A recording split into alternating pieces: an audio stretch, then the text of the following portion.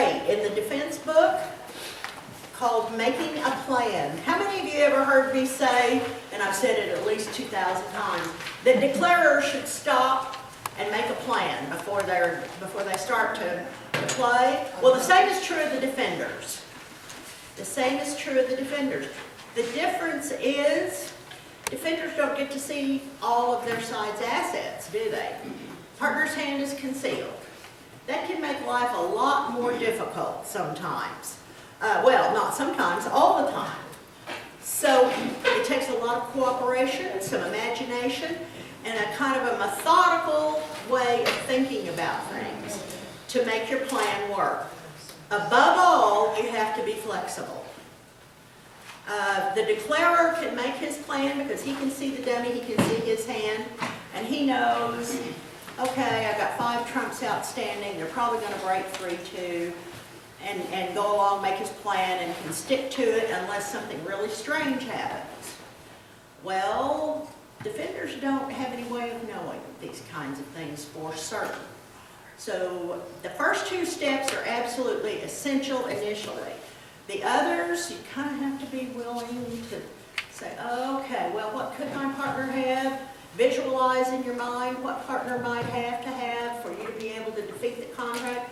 So developing a plan for defenders number 1 can be a little more difficult, but working together and cooperating is just that much more essential. So there's a handy-dandy little, what do you call these things? Acronym. The acronym's fine. That's the word is acronym. Acronym. Yeah. Plan. Kind of fits in, doesn't it? Plan. P. First thing you do before, if you're on opening lead, first thing you do before you just pull a card out of your hand and put it on the table is stop to think about what your objective is. This may sound obvious, but think, what is the contract? What is the contract?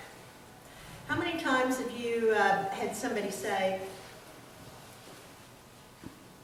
puts a card down and says, no, I took this card, I trumped it, and everybody at the table says, no, we're in no trump. Yeah, well, I've been guilty of that and being the declarer.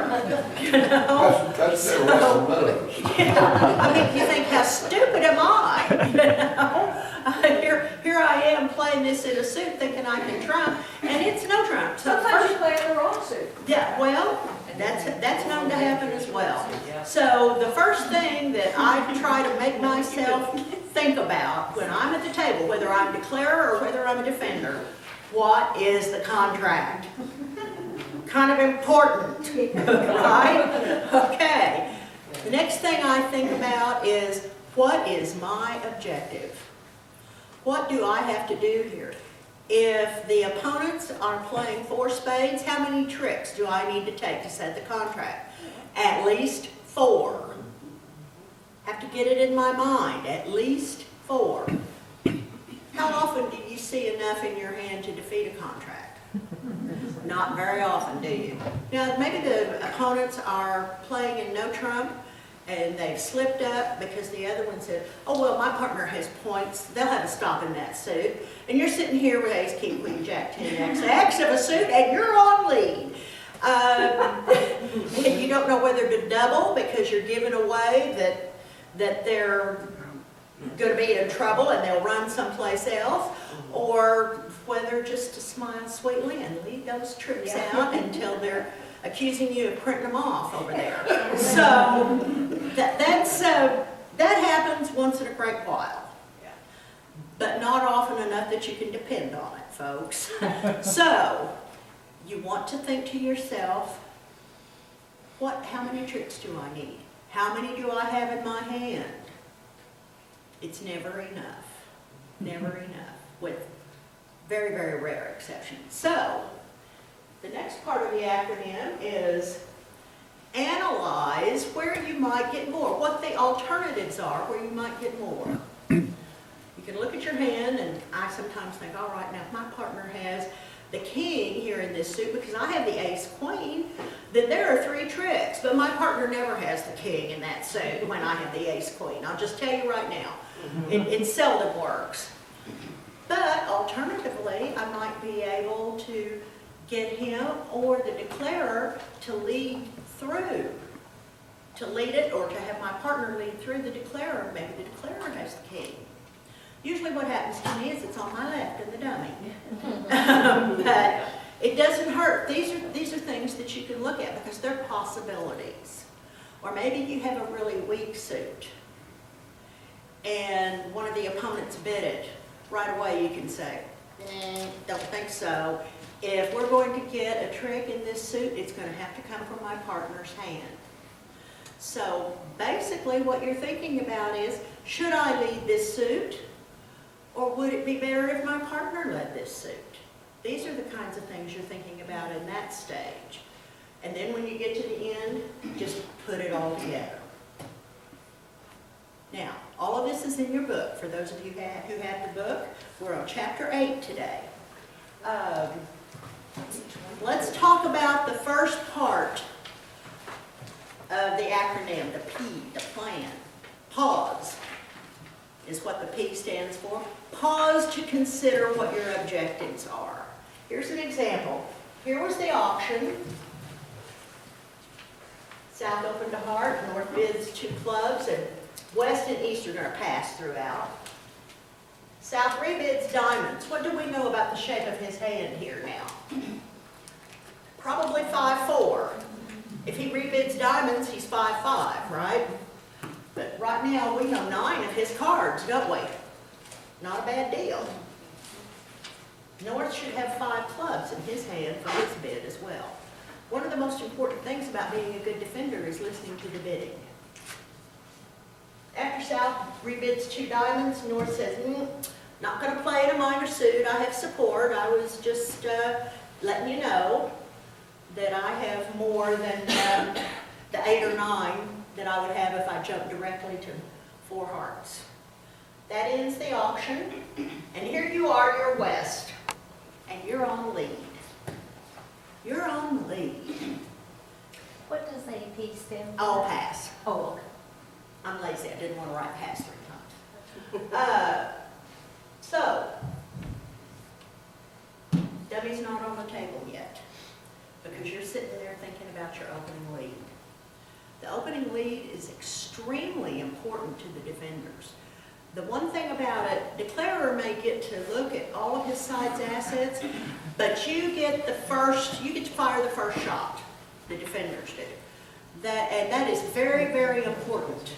What happens if you misfire? You just lost your advantage, didn't you? So you need to stop and think. You know, while everybody else is writing down and doing all the things that you do when you're finished bidding, then you need to be looking at your hand. What is the contract? 4 hearts. Well, look here. I have an important honor, and I'm thinking because South opened hearts, I hope he has the ace. If he does, I'm assured of a trick here. There's one. That's not the defender? I have the diamond ace. That ought to be a trick. I don't have any indication that here that anybody is really short in diamonds, so I think I can probably count on a trick with the ace. There are 2. What other thoughts do we have here? My club suit is very weak, and the dummy bid clubs. Not great, not a great option, right?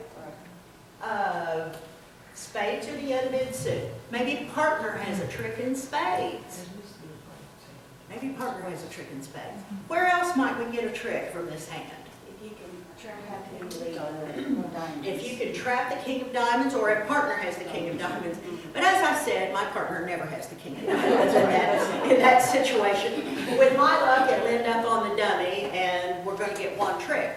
But have you ever heard somebody say, when you're playing a hand, If you need the cards to lie a certain way to make your bid, play as though that's the situation that exists.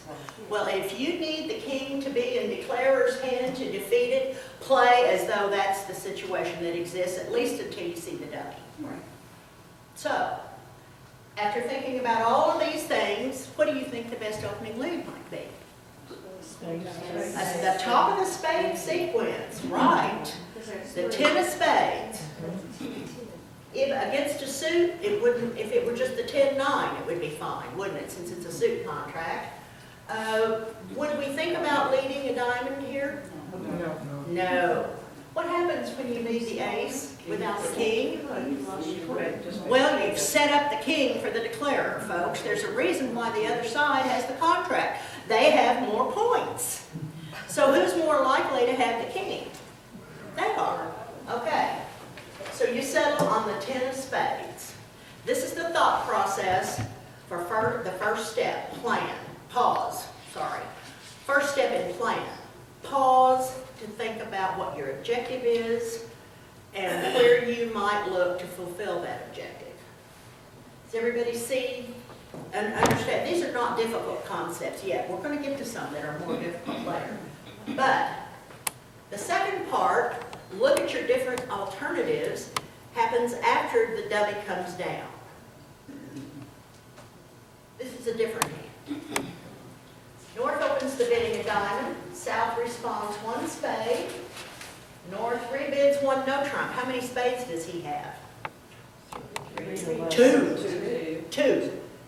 At least 2. He may have 3. Does he have 4? No. Right. 1 no trump. Pass. 4 spades. How many spades does South have? 6. At least 6. He may be hoping that partner has 3 and do it with 5, but that is not the winning percentage. Because with 5 and 2 in the north hand, no trump is probably your better alternative, isn't it? So, 4 spades by South.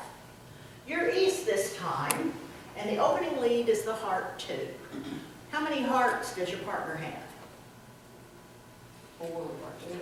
4, maybe 3. Maybe his 4-card suit's headed by the ace. No, maybe 3. But what do you think about the heart holding? Does he have something useful at the top? If you guys believe in Boston, bottom of something, top of nothing, then he has something at the top. Generally, when partner leads a low card, he has an honor. That's not always true, but generally. Here's the dummy. There's the dummy. 2 spades as promised. One of them's the king. Not bad. This is a good dummy. Good dummy. Now here's your hand. How many tricks do we need? 4. Where are they going to come from? You can see 2 tricks for sure, can't you? What do you think about what partner might have based on his opening lead? He might have the king. What if he has the queen?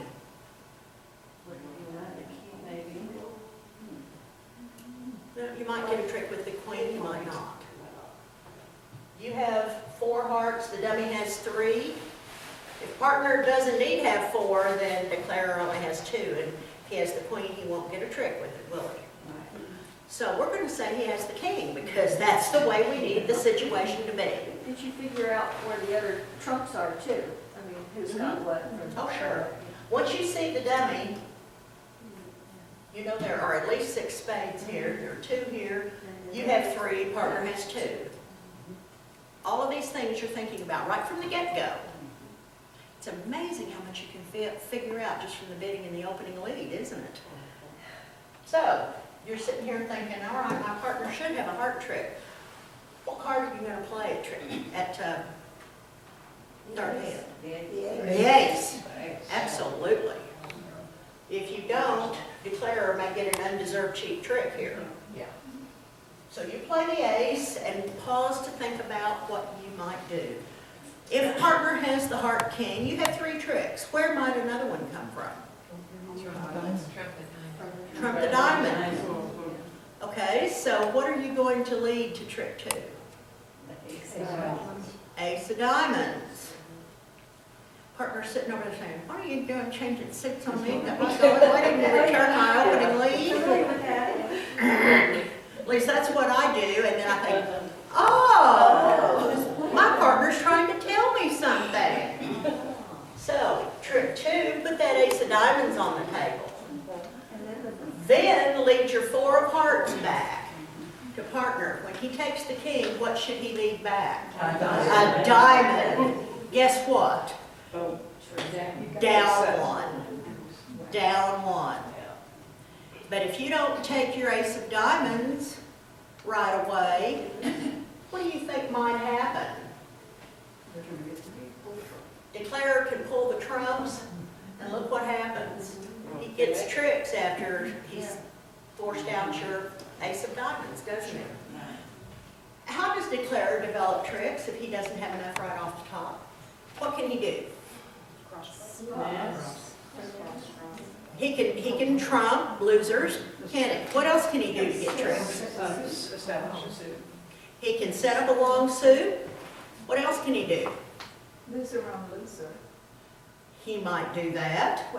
Finesse. Loser on loser play, but that's not one of the more frequent plays that he can use. I mean, he could also end play somebody or that kind of thing. But what does he want to do when he's trying to set up tricks for his side? There's one other thing that he can do. Finesse. He can finesse, and he can promote tricks by driving out an ace. Or like Ramona said, setting up a suit, maybe finessing a queen if the king's missing. So there are 3 or 4 things that Declarer can do. The defenders can do the same thing. The defenders can promote tricks the same way that Declarer can.